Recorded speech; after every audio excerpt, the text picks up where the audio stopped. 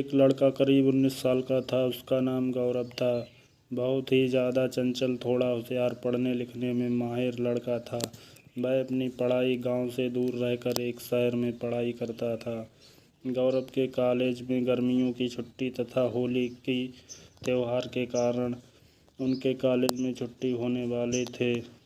वह कोलकाता शहर से अपना घर झारखंड के रांची जिला में आने वाला था। गौरव का घर रांची जिला में ही स्थित था। कॉलेज छुट्टी होते ही सभी लड़के अपने अपने घर की तरफ ट्रेन पकड़कर निकल चले थे। फिर उन्हीं में से गौरव भी अपने घर की तरफ जाने के लिए टिकट काउंटर पर अपना टिकट कटाने के लिए था। जैसे ही टिकट काउंटर पर गया था, वहाँ बहुत ज़्यादा भीड़ लगी हुई थी, लेकिन दूसरी तरफ टिकट काउंटर के दूसरी लाइन में लेडीज मतलब कि महिला लोगों की लाइन लगी हुई थी।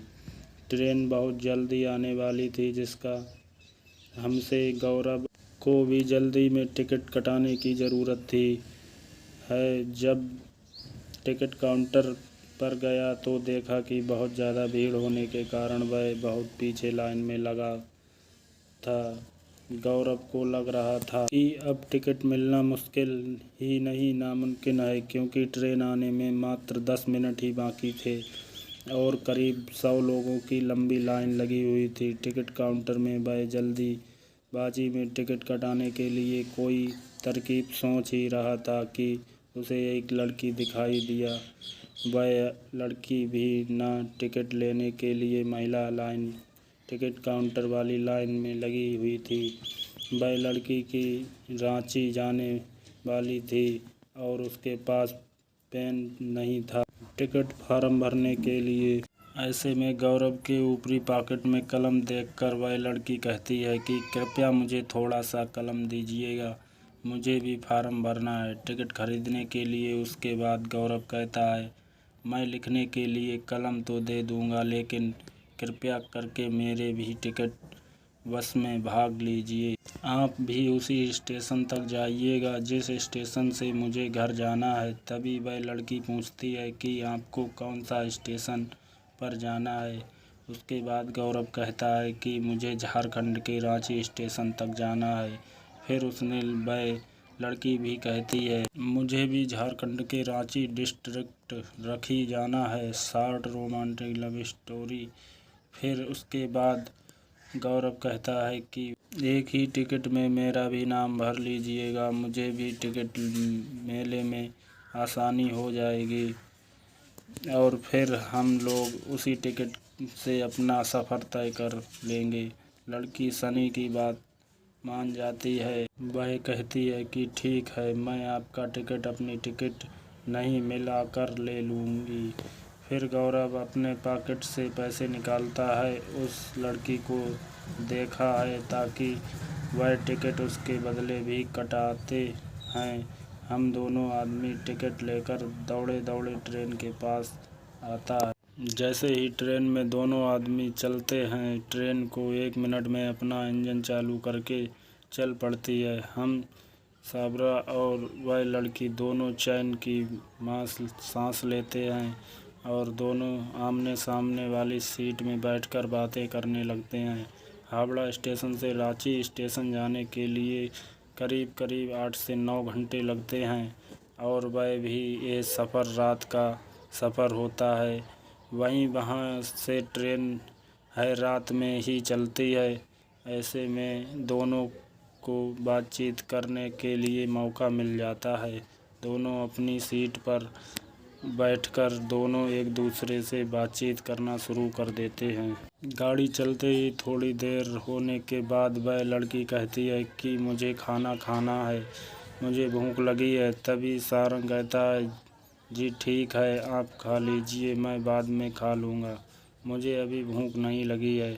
इतना सुनते ही वह लड़की भी कहती है कि जब आप खाइएगा तो ही मैं खाऊंगी। तभी गौरव पूछता है, क्या ऐसी क्या बात है कि जब भी मैं खा लूँगा तो तुम ही खाओगी। तभी वह लड़की कहती है कि हम दोनों साथ में जा रहे हैं, मैं अकेले खाऊंगी मुझे अच्छा नहीं लगेगा।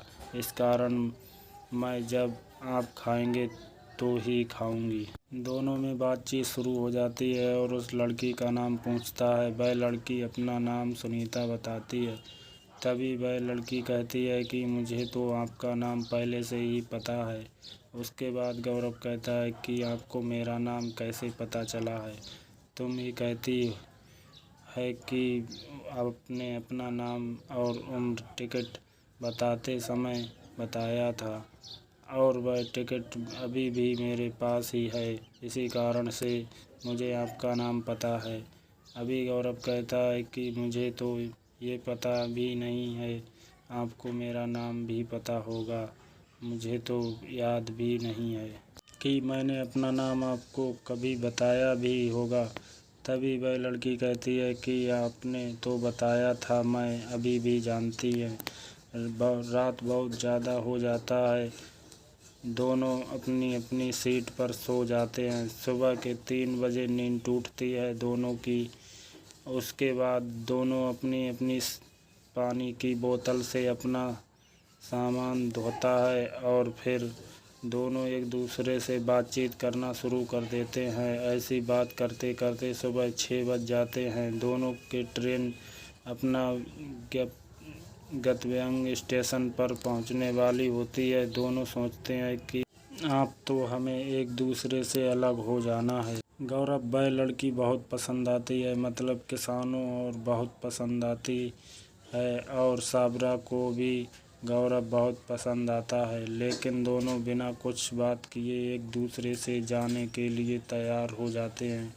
जैसे ही ट्रेन रुकने वाली होती है वैसे ही लड़की मतलब कि शोभा और गौरव दोनों अपना अपना भक्त का सामान उठाते हैं, अपने घर की तरफ चल देते हैं।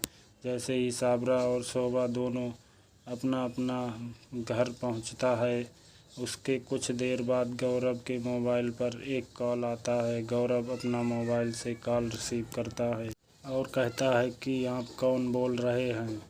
कभी उधर से आवाज़ आती है कि मैं शोभा बोल रही हूँ। ये सुनकर सौरभ का मन विचलित हो जाता है और वह खुशी के मारे इधर उधर घूमने लगते हैं, क्योंकि गौरव को सुबह का नंबर तथा उसका कॉल देखकर उसे बहुत ज़्यादा खुशी मिलती है। तभी सुबह मोबाइल पर कहती है कि आपने अपना घर पहुंच लिया है। तभी सौरभ करता है कि मैं 1 घंटे पहले ही अपना घर पहुंच चुका हूं। उसके बाद सौरभ शोभा से पूछता है कि अपने आप अपना घर पर पहुंचती है।